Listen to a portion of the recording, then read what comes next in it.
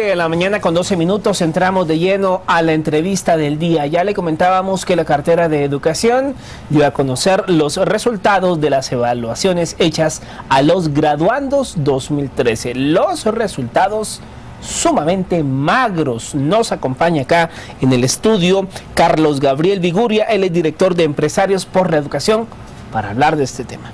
Claro, bienvenido, Carlos, ¿cómo le va? Muchas gracias, muy buenos días. Gracias, qué bueno verle por acá. Y bueno, la noticia de lo que hoy nos hace que nos reunamos, que nos sintamos a hablar, no es nada buena, saber que nuestros chicos no tienen un buen nivel de educación, que parece ser que pasaron por las aulas, como le llamaríamos a veces incluso de noche, no terminaron de comprender lo que sus maestros intentaban enseñarles, y es que llegaban a tener esa buena relación. Se habla de, por ejemplo, en lenguaje, que alcanzaron de 100 estudiantes, habrán ganado poco más de 30, mientras que en matemática de 100 estudiantes ganaron alrededor de 8. Una evaluación que para el Estado guatemalteco representó 32 millones de quetzales, no es cualquier cosa. Y pues la noticia bastante dramática. ¿Qué es lo que pasó? ¿Era tan complicada la evaluación? ¿Cómo leen ustedes que le apuestan a la educación a resultados como estos? Bueno, el tema, como vemos, nos da un panorama poco alentador. ¿Y qué pasó? Vale mencionar que aquí estamos viendo la muestra que todavía logró terminar con la educación y evaluarse. Sí. Aquí no estamos evaluando toda esa parte de los alumnos que no lograron ni siquiera llegar a las pruebas, que desertaron de su educación o que ni siquiera pudieron cumplir con esto. O sea, que estamos viendo como lo mejor, ¿verdad?, de la situación, que es, como vieron, muy poco alentadora. El hecho que menos del 25% están pasando las pruebas de lectura y menos del 10% de los graduados las de matemática. Pero lo que hay que ver es no solo el tema de si los estudiantes están mal, pero qué está pasando, y dentro de eso tiene un rol muy importante el maestro. Al final los niños están aprendiendo, y entonces hay varios temas aquí, ¿verdad? Uno de los temas que nos preocupa muchísimo es el tema, y hay que decirlo de frente, de los maestros que están cada año en el mismo juego. Estamos con manifestaciones exigiendo un incremento salarial año tras año. ¿Y qué pasa? Sin ningún compromiso de calidad. Entonces, ¿qué estamos haciendo? Estamos promoviendo la mediocridad, no la meritocracia. Cuando vemos un maestro incide en la vida de 1000 estudiantes durante su carrera práctica. Entonces, imagínense el impacto que tiene un mal maestro en la vida de 1000 estudiantes. Entonces, aquí es un tema donde tenemos que, en verdad, preguntarnos, en verdad, si tenemos a los docentes que en verdad necesitamos, con las capacidades y condiciones adecuadas para poder ser buenos formadores de educación de nuestra juventud. Ahora bien, si nos vamos a la currícula y a la metodología, estamos viendo que las evaluaciones arrojan resultados sumamente preocupantes, pésimos y magros de los graduandos del 2013 en aspectos tan básicos como la lectura. Y esto nos remonta a primero primaria. ¿Qué pasa, señor Viguria? Los catedráticos de nivel primario nos están enseñando bien a leer a los niños, y qué pasa ya de adultos, porque estos jóvenes seguramente pues se medio podrá corregir algo, pero quien no aprende bien algo desde el inicio muy difícilmente lo logra completar. Bueno, partimos del punto que ahora por lo menos ya hay evaluaciones que nos permiten saber dónde estamos parados. Sí. Antes no contábamos con eso, así que no sabíamos en verdad qué se estaba enseñando y en qué nivel estábamos. Así que ahora por menos alentador que sea, sabemos dónde estamos parados y tenemos una base para partir de ahí para ver qué es lo que tenemos que hacer para el futuro. Estas pruebas varían mucho por los resultados por departamento. Ahí es donde vemos el nivel de incidencia de los programas de educación, tanto del sector público como si ha habido incidencia de apoyo de fundaciones y otros grupos que están involucrados. Entonces hay una serie de variables que pueden determinar o que impactan, ¿verdad?, en el nivel de educación que estamos viendo con los alumnos. Ahora, un tema importante, aquí estamos viendo, por ejemplo, pruebas solo de lectura y de matemática. Ahora, por ejemplo, del lado nosotros, del empresariado, ¿se imaginan cuando de repente estamos teniendo aquellos problemas de contratación de personal calificado para poder mantenernos competitivos ante la globalización que nos exige tener todos los mejores insumos, ¿verdad? El capital humano, que es el principal, para poder en verdad salir afuera a competir? Y ahora son muy líquidos los mercados. Si no cuenta Guatemala con esas condiciones, muy fácil la demanda se va a cualquiera otro de los mercados, al igual que la inversión. Lo que estamos buscando, imagínense, es no solo gente capacitada en matemática y en lectura, sino que es en análisis crítico, en lenguajes, en habilidad de trabajar en equipos. Entonces, imaginen, la formación que requiere Guatemala al final es íntegra. Son una serie de factores más que estos dos que estamos midiendo. Y ahora sí, un tema importante, obviamente la educación es el gran ecualizador, ¿verdad? Es ese pilar importantísimo que nos permite llevar la equidad en las comunidades por medio del desarrollo económico y rural. Así que el tema es clave y por eso es que obviamente estamos preocupadísimos, por ejemplo, de nuestro lado, del lado de empresarios de la educación, donde participamos con Juntos por la Educación, Fundesa y una serie de grupos donde estamos tratando de hacer algo al respecto. Sobre esto, obviamente reconocemos los retos, pero a la vez no se vale quedarse en eso. Entonces el tema es, ¿qué estamos haciendo al respecto? ¿Cómo lo vamos a cambiar si está tan complicado? Correctamente. Y entonces hemos identificado 3 pilares principales, los que tenemos que abarcar con medidas de corto, mediano y largo plazo para poder llegar a las metas del 2021, que son que por lo menos 65% de la población pasen las pruebas a nivel secundario y 75% a nivel primario. Entonces, para lograr esto, estamos enfocando en 3 ejes, como mencioné. Uno es que se cumplan como mínimo los 180 días de clase y con esto 5 horas diarias. Suena mucho, pero la verdad, esto es en verdad un mínimo. En los países avanzados cumplen con 230, 240 clases promedio.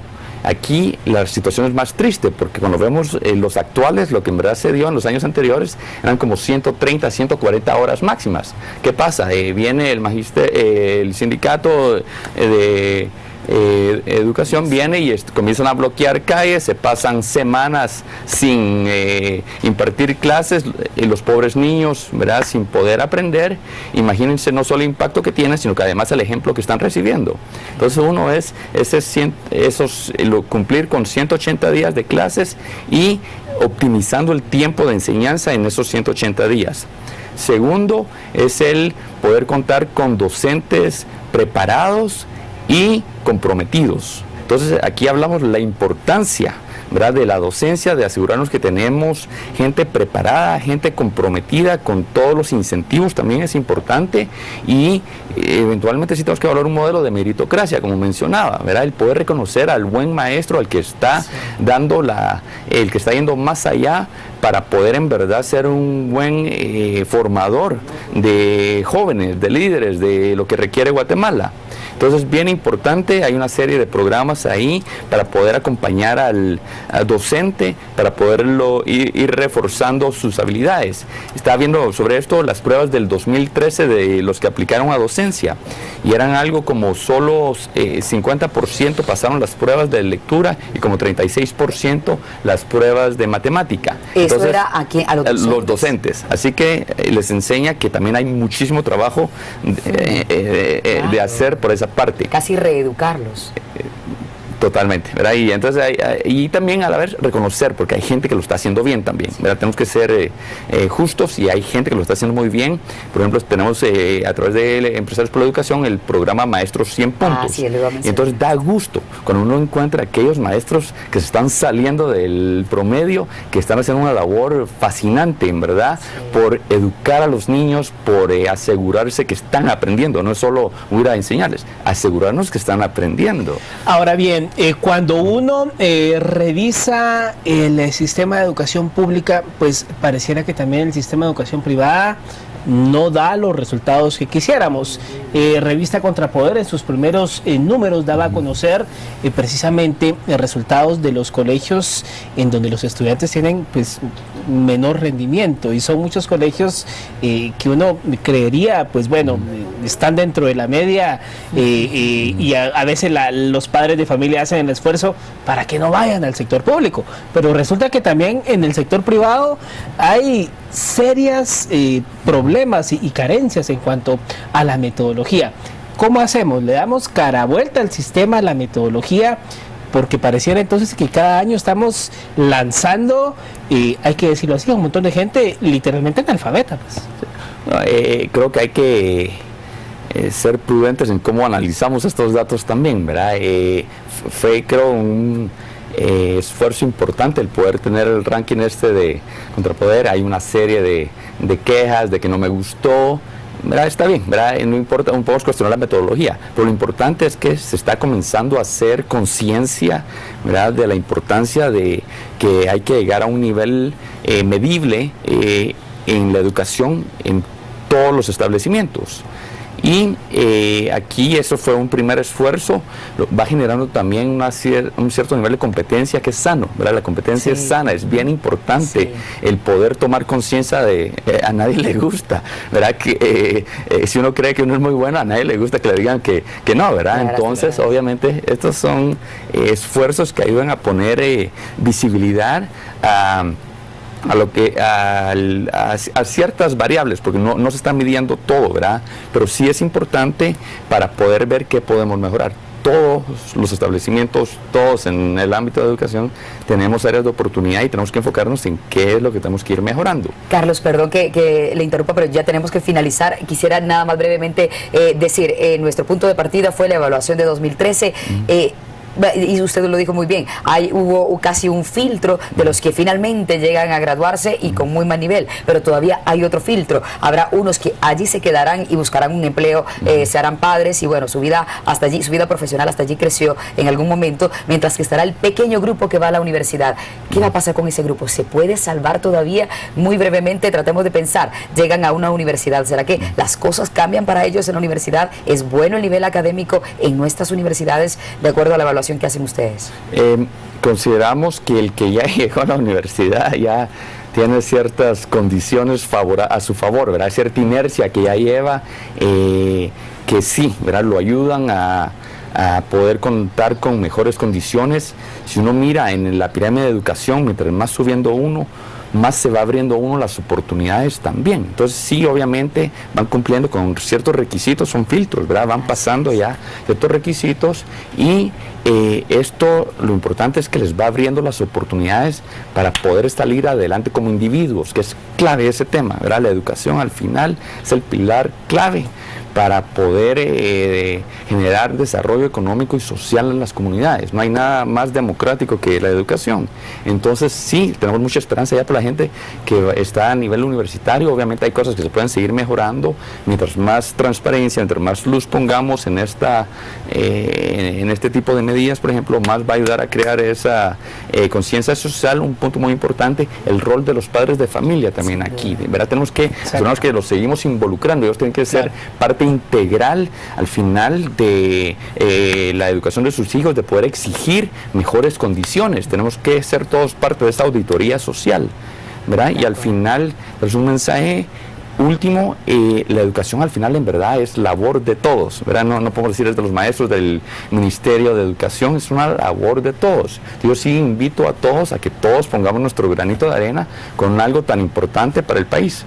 Exacto, muchas gracias, Carlos. Y bueno, lo que nos deja como moraleja esto, ahora que antes de irnos al enlace que vamos a hacer en un instante, es que si los padres de familia de los muchachos que se graduaron el año pasado, si los jóvenes están en este momento viéndonos en casa o a través de la computadora, como sea posible, es si ya tuve la posibilidad de salir y bueno, y que critiquen que el grupo en el que yo salgo está mal calificado, ¿qué puedo hacer? Es la oportunidad para decir, bueno, yo voy a ser de los pocos que pasan el siguiente filtro y van a la universidad. Me fue mal allá, pero tal vez en la universidad puede cambiar el panorama y no quedarse, imagínate tú con esa tacha que en 2013 apenas unos cuantos pudieron salir muy bien y pues la pena que te da decir yo me gradué en 2013, que Triste, ¿no? Y sobre todo, Elsa, también remarcar un poco el tema que decía acá nuestro invitado, los padres de familia. No es simple y sencillamente enviar al hijo a la escuela, al colegio y que ahí miren los maestros como no.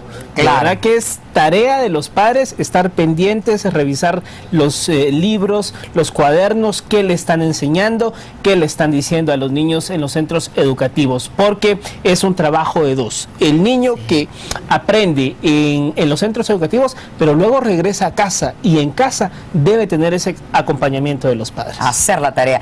Carlos, quédese acá con nosotros. Vamos a ir a un enlace.